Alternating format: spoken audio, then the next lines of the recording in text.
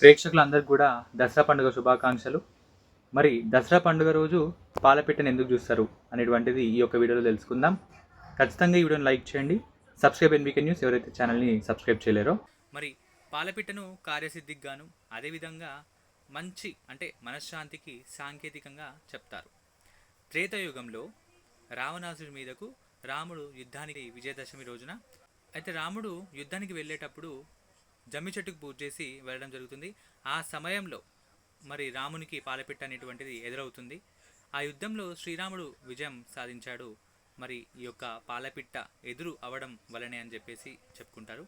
దసరా రోజున పాలపిట్ట ఉత్తర దిశ వైపు కనిపిస్తే శుభమని చెప్తారు.